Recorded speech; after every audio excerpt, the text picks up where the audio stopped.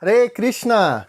Meu nome é Bhagavan Das e é um prazer inenarrável poder gravar mais esse vídeo com você. E hoje nós vamos falar sobre o que pedir para Deus. Nós vamos fazer isso do jeito favorito meu, que é ouvindo histórias. Nós temos muitos livros com histórias muito fascinantes dentro da literatura da Índia, que são chamados de Puranas e Itihasas. E nesses livros nós encontramos muitas histórias de pessoas que tiveram a oportunidade de pedir algo para Deus e foram atendidas. Então vamos ver os tipos de pedidos que são feitos para nós termos essa referência do que nós podemos pedir também ou devemos pedir. Um grande norte, assim, uma orientação para o que é desejável e qual o nível de sinceridade que nós devemos ter quando nós dirigimos a Deus a nossa vontade. Vamos dar uma olhada. Começando aí com uma figura de peso, nós temos a história de Prahlada Maharaj.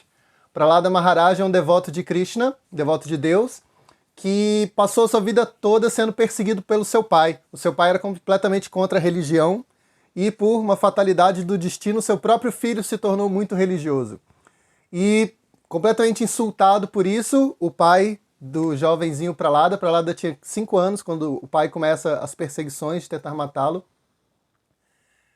Prahlada passa a vida toda sendo perseguido, com seu pai fazendo, literalmente, sem exagero, tentando matá-lo. Com envenenamento, jogando ele para cobras, colocando ele debaixo de neve. Mas Prahlada era sempre protegido por Deus. Até que, num momento, Deus aparece assim numa grande epifania e protege Prahlada em definitivo do pai dele. E então, o pai de Prahlada é morto pela... Não só assim por uma intervenção divina, até a justiça kármica levaria ele à morte, né? Porque ele era um assassino, então havia ali uma paridade de justiça, mas também pela intervenção divina ele é morto. E aí Prahlada fica diante de Deus. Deus aparece assim de uma forma muito extraordinária, protegendo o seu devoto, e pergunta a Prahlada o que ele quer. Esse é o tema do nosso vídeo, né? O que pedir a Deus. Então Prahlada tem a oportunidade aí de pedir o que ele quiser. Então, primeiro, Prahlada diz que eu não quero nada, Senhor. Eu quero que o nosso relacionamento não seja como de um comerciante. Ele usa essa expressão bem interessante. O comerciante, quando ele vive de um sistema de troca, né? Ele presta um serviço e há uma remuneração equivalente, ou ele troca 2 produtos equivalentes. Então, Prahlada diz que ele não queria ter uma relação de comércio com Deus, em que ele adora Deus e depois pede uma coisa. Ah, eu te adorei tanto tempo, eu tolerei isso, eu te obedeci tanto, agora eu quero que você me dê isso. Então Prahlada mostra assim, um nível de consciência mais elevado. Ele tem uma relação com Deus em que ele é servo de Deus. E ele entende, na verdade, Deus já deu muito para ele antes dele começar a adorar a Deus, né?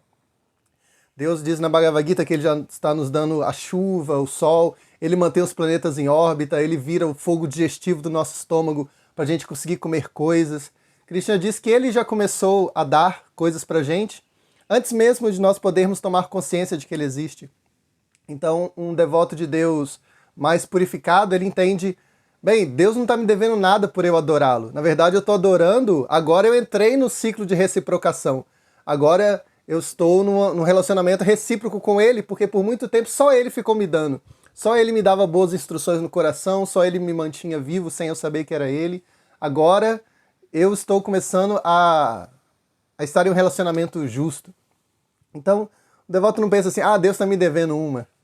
Então, Prahlada expressou isso. Eu não quero pedir nada, eu só quero pedir que o nosso relacionamento não seja de comerciantes. Então, eu não quero nada. Então, Deus dá uma insistida, fala, não, peça alguma coisa. Aí Prahlada vai fazer um pedido. Ele fala assim, que o meu pai não tenha que ir para o inferno. Então isso mostra o coração perdoador também de Prahlada, né?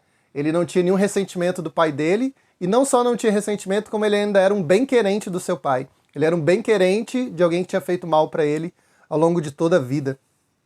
Assim, e ele completamente inocente, né? Então Deus diz que não só o pai dele, mas algumas gerações antes dele, algumas gerações depois, todos seriam protegidos também. Prahlada também expressou uma outra vontade, não nessa cena, mas ele também disse que da parte dele ele estava sempre seguro, ele não tinha medo de nada, porque ele era sempre consciente de Deus. Mas ele tinha muita pena das pessoas que estavam em ilusão achando que a meta da vida é dar prazer para si mesmo, ou acumular posses, ou que acham que são o corpo, e que ele tinha muita pena dessas pessoas e pedia para Deus protegê-las e permitir que ele as ajudasse. Então para lá daí é realmente um nível de o que pedir para Deus, sim, abrindo esse vídeo com chave de ouro. Ele não quer nada pessoal para si, ao mesmo tempo ele intervém com Deus pelo bem-estar de pessoas que o molestam e por pessoas que são ignorantes. Então aí um ótimo pedido para Deus, Deus, que eu tenha um relacionamento bom com você, não de comerciante, e que eu possa sempre desejar o bem, até mesmo para as pessoas que me fazem mal. Outro personagem aí que vai pedir algo para Deus, um pouco menos puro do que Prahlada, bem mais puro do que eu, com certeza, mas sem ofensas, assim, nessa cena que nós vamos relatar, ele é menos puro do que Prahlada. Ele é um jovenzinho chamado Dhruva, e Dhruva ele tem como meta ficar muito rico. E a mãe dele disse que se ele pedisse isso para Deus, ele conseguiria ficar rico. E ele queria ficar rico por vingança. Ele teve um problema de relacionamento com o pai dele, então ele queria ser mais rico do que o pai dele só para jogar na cara dele. E aí assim ele começa a praticar yoga. Por 6 meses ele pratica yoga muito intensamente, até que ele consegue ver Deus dentro do seu coração. E aí de repente esse Deus que ele vê dentro do coração desaparece do coração dele, e quando ele abre o olho, está na frente dele. E é o momento. Ele pode pedir alguma coisa. Ele fica assim, atônito. E aí Deus pega um búzio assim que ele tem na mão, toca na cabeça de Dhruva, que era uma criança nessa história também. E Dhruva fica eloquente, começa a oferecer orações. Dhruva ele tinha pedido para Deus o seguinte: se houver um jeito lícito de eu ficar rico, por favor, faça os arranjos. E aí quando ele encontra Deus, ele diz assim: ah, Senhor, na verdade eu estava buscando cacos de vidro na praia, mas agora encontrei você que é um grande diamante e eu não quero mais nada material. Mas meu mestre espiritual, contando essa história, ele explica que na verdade o Dhruva ainda queria coisas materiais sim, ele só estava com vergonha. E aí Dhruva consegue ficar mais rico que tudo, porque Deus sabia que ele queria ser rico sim. Aí Deus dá para ele assim, um planeta inteiro, que era maior do que o reino do pai dele, que ele queria que fosse.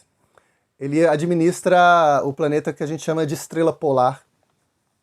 E o que nós podemos aprender com essa história? Algumas lições bem interessantes. Uma delas é que se você tem desejos materiais, você não precisa escondê-los de Deus, porque Deus ele pode ver seu coração. E buscar a Deus não é pecado, embora Prahlada assim, seja um nível de pureza muito alto, de não querer nada para si. Querer ser rico, mas com essas condições de Dhruva, quer dizer, se esforçando para isso, adorando a Deus, e também dizendo, se houver um jeito lícito, ele não queria ser rico a qualquer preço. E ele aceitava que ele poderia não se tornar rico, mesmo pedindo a Deus. Quer dizer, se houver um jeito lícito. Então ele não estava disposto a ser rico de qualquer forma, e ele estava aberto à possibilidade de não ficar rico, apesar de pedir isso a Deus. Então são condições aí bem sensatas, né? Porque isso acontece com frequência. Pessoas pedem a Deus e Deus talvez não dê. E ele sabe o que é bom pra gente melhor do que a gente. Nem sempre uma pessoa ficar rica significa que a vida dela vai ser melhor. Quem quer ficar rico não vai acreditar nisso, mas muitas pessoas ficam ricas e a vida delas piora.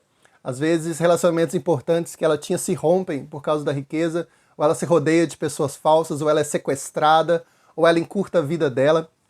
Pessoas que ganham dinheiro, então, assim, Mega Sena, essas coisas, quase sempre, assim, mais da metade, sem exagero, elas se envolvem em algum tipo de crime, ou suicídio, ou abuso de drogas. É algo problemático ficar rico, principalmente da noite para o dia.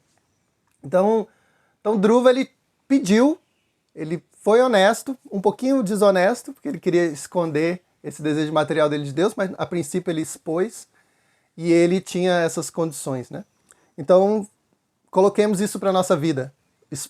Vamos expor os nossos desejos materiais, não vamos esconder, ainda mais para Deus, que já conhece tudo. Vamos pedir isso, se possível, e se a gente não receber, tudo bem também. Então isso a gente pode aprender aí com o pedido de Dhruva. Num casadinho aí com a história de Dhruva, nós temos também Kardama Muni. É descrito que basicamente os dois desejos materiais que nós temos nesse mundo é o desejo de riqueza, que é chamado de Artha em sânscrito, e Kama, que é o desejo de se realizar sexualmente, de ter uma família, de ter um cônjuge, filhos. São basicamente esses dois desejos. Eles podem ser espiritualizados, né? Mas em geral eles são chamados de desejos materiais. E Dhruva, ele pediu para ser rico, pediu do jeito certo, pediu para a pessoa certa, pediu com condições. E Kardama Muni, ele vai fazer isso em relação à realização sexual. Ele era um yogi, ele fazia muita meditação, e em um determinado momento ele tem vontade de se casar, ele tem desejos sexuais, desejos de realização amorosa. E aí ele pede isso para Deus também. Assim como Dhruva pediu para ser rico, só se houvesse um meio lícito para isso, Kardama Muni também vai pedir a Deus para se realizar amorosamente, mas ele diz, mas se eu conseguir uma pessoa que não vá ser um obstáculo para a minha vida espiritual. Se esse relacionamento não for me colocar a perder todo o progresso que eu fiz no caminho do yoga. Então, Dhruva, ele não queria perder sua honestidade pela riqueza. E Kardama Muni também, ele não quer perder o seu caminho espiritual pela realização romântica. Então, ele coloca um pedido condicional. E ele revela, com muita honestidade para Deus, eu tenho esse desejo. Ele não ficou um farsante hipócrita, começa a fazer um discurso inflamado, falando mal das mulheres. Não, eu tenho esse desejo, eu vou expô-lo honestamente e eu quero satisfazê-lo de um jeito saudável. E aí, ele é atendido no desejo dele, ele está lá meditando assim, om, om. E aí quando ele olha para o lado, tem uma mocinha lá, chamada Devahuti, que começa a meditar junto com ele. Aí ele vê assim, deve ser ela, porque ela faz yoga também. E é dito que ela faz yoga por muito tempo sentadinha do lado dele, e ela vai ficando até feia. O cabelo dela vai encrespando, a unha cresce, assim, vai ficando com sintomas de falta de higiene, né? E aí, em determinado momento, ele vê assim, bem, essa mulher não vai ser um obstáculo para a minha vida espiritual, então acho que é o sinal. E aí ele se casa com ela, as mocinhas num rio sagrado, assim, vestem ela toda pro casamento, e tem um casamento super bonito, e eles têm filhos, e um filho deles fica bem famoso, que é Kapila Deva, né? E a história segue por aí. Mas da parte que nós estamos abordando nesse vídeo é o que pedir a Deus, então peça a Deus que ele realize seus desejos materiais, seus desejos materiais, mas só se eles forem possíveis de forma compatível com o caminho espiritual. Mais uma vez, como na história de Dhruva. Vindo agora para uma história mais recente, essas histórias que eu contei são de muitos e muitos milênios atrás. Então uma história mais recente na Índia é muito antigo. A história mais recente que eu vou contar tem 5.000 anos. É a história de Arjuna. Esse é super famoso aí, porque ele é o personagem principal da Bhagavad Gita, né? Ele está conversando com Krishna, são os dois personagens principais, Krishna e Arjuna. E Arjuna, ele vai fazer vários pedidos para Krishna. O mais impactante é quando Arjuna pede para Krishna instruí-lo. Isso aparece no começo do capítulo 2. Esse verso é bem famoso. Arjuna diz assim, Krishna, eu estou confuso quanto ao meu dever, eu não sei qual é o meu dharma, eu não sei qual é o meu papel no mundo. E eu identifiquei um grande defeito em mim. Eu sou Karpanya, eu sou mesquinho, eu sou egoísta. Então eu não sei o que eu devo fazer, eu percebo que eu sou mesquinho, que eu sou egoísta, e por favor, Krishna, me diga o que é o bem supremo, o que há de melhor, me dê a instrução máxima. Ele usa a palavra Shreya, Shreya significa isso, o bem último, além dos prazeres efêmeros, o que há de melhor e de derradeiro, assim, para que eu aplique na minha vida. Então esse é o pedido de Arjuna. Esse aí, se você quer desejar bem, deseje isso, né? Que você possa se orientar pelas instruções de Deus. É a coisa mais segura que tem, porque Deus criou o nosso cérebro, ele sabe a estrutura do nosso cérebro. Por exemplo, quando ele nos instrui no Bhagavata a não usar drogas, ele sabe como funciona o nosso cérebro. Ele sabe que aquele pico de prazer é seguido de um pico de depressão. Ele sabe que a droga causa tolerância, você tem que consumir cada vez mais dela. Então, Krishna é o fisiologista supremo, né? Krishna é o psicólogo supremo. Então, quando ele aconselha as coisas, como não usar drogas, é assim um grande alívio, né? Ah, alguém totalmente qualificado está dizendo o que eu devo fazer ou não devo fazer.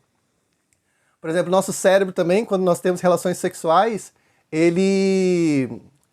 assim, exames de ressonância magnética mostram que a área do afeto, ela é acesa também, ela é ativada junto, né?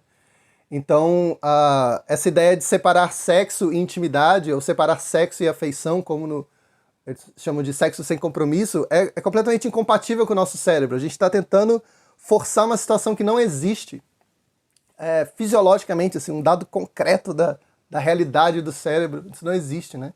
Então Krishna vai sugerir isso, né? Tem relacionamentos sexuais junto com amor. Então, assim como Arjuna pediu, Krishna me instrua, nós devemos pedir para Krishna, Krishna, como eu devo fazer sexo? Krishna, drogas, eu devo usar ou não? Krishna, como eu devo me alimentar? Eu devo consumir carne, coisas que têm envolvimento com violência animal, ou eu devo ser vegetariano? Quais devem ser minhas aspirações? Que livros eu devo ler? Na companhia de quem eu devo ficar? Nós devemos apresentar todas essas perguntas para Krishna, como Arjuna, assumindo com essa muita humildade, né? Arjuna disse, eu não sei. Krishna, eu espero que você saiba, por favor, me instrua. E eu já identifiquei em mim, Krishna, que eu sou defeituoso, então eu preciso de você. Por favor, me instrua.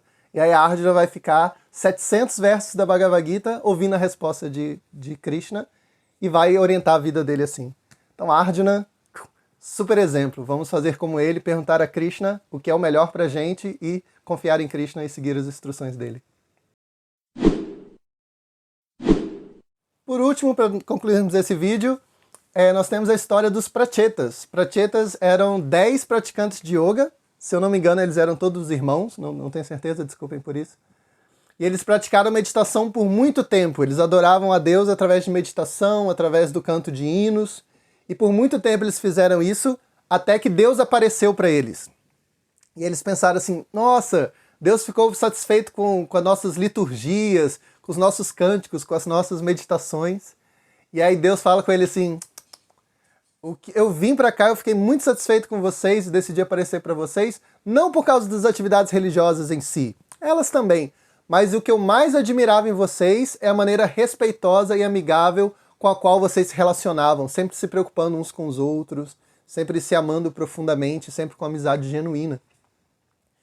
E assim, isso mostra a mentalidade de Deus, né? Para ele, mais importante do que rodar o número certo de vezes o incenso, ou se você fez jejum, ou você quebrou o jejum no horário certo, ou se quebrou o jejum meia hora depois. Para Deus, o que é mais relevante é como as pessoas se tratam, né? Como elas se amam. Isso aparece na Bíblia também, né? Jesus fala que uma pessoa vai deixar uma oferenda no altar, aí Jesus fala assim, se você sabe que algum irmão seu tem algum problema com você, primeiro você deixa sua oferenda no cantinho, vai até esse irmão, se reconcilia com ele e depois vem ao templo e faz a sua oferenda. Então isso, através da figura de Jesus, de novo, né? Essa vontade de Deus é reiterada, né? O rito, o cântico, tudo é importante, tudo nos purifica, são realmente manifestações de Deus, mas Deus como Pai, a preocupação maior dele é que os irmãos não briguem, né? Que os irmãos se cuidem, se amem. Então ele diz isso para os prachetas ficam assim, uau. Aí ele pergunta para os prachetas o que eles querem. É o momento do tema da nossa aula. O que vocês querem? Me peçam o que quiserem. E os prachetas dizem assim, que nós possamos sempre ter a companhia uns dos outros. Que nós podemos estar sempre na companhia de pessoas santas. Então era tão agradável a companhia deles, como Deus notou, que o pedido deles era sempre ter essa companhia. Eles revelam aí algo um pouco mais universal do que só o desejo deles. Eles estão revelando algo que é característico da devoção a Deus, que é o fim e o meio se misturam na devoção a Deus. Quando você adora a Deus, o seu objetivo é adorar a Deus. Quando você tem um relacionamento com Deus, o seu objetivo é relacionar-se com Deus. Isso aparece em várias outras histórias. Por exemplo, quando se vê Deus no altar, a gente canta o mantra Jagannatha Swami Nayana Patagami Bhava Tume. Você está olhando para Deus, aí o que você vai pedir para Ele? Deus, que eu possa sempre olhar para você. Porque aquilo é tão satisfatório que aquilo não precisa ser um meio para outra coisa, aquilo é um fim em si mesmo. E aí você pede pela repetição daquilo, ou pela eternalização daquilo, né? Você pede que aquilo se torne eterno. E os prachetas pediram isso, né? A companhia espiritual era tão boa que eles pediram mais companhia espiritual. Então, a experiência que se tem de qualquer atividade espiritual é essa. Ela é suficiente em si mesma e você não quer algo depois dela. Você consegue vivenciar totalmente o presente e experimentar uma satisfação muito diferente e peculiar. Então, isso vai aparecer na história dos prachetas. Universalizando, eles pediram especificamente terem sempre a companhia uns dos outros, mas universalizando isso, eles pediram que o serviço devocional a Deus, em qualquer faceta sua, que ele seja a sua própria recompensa, que ele sempre se repita, que ele seja eternalizado. E é isso, espero que você consiga refinar o seu desejo depois desse vídeo, saber exatamente o que é desejável, o que é digno de ser não só desejado, mas pedido a Deus, verbalizado em direção a Deus. E é isso. A gente se vê no próximo vídeo. Hare Krishna.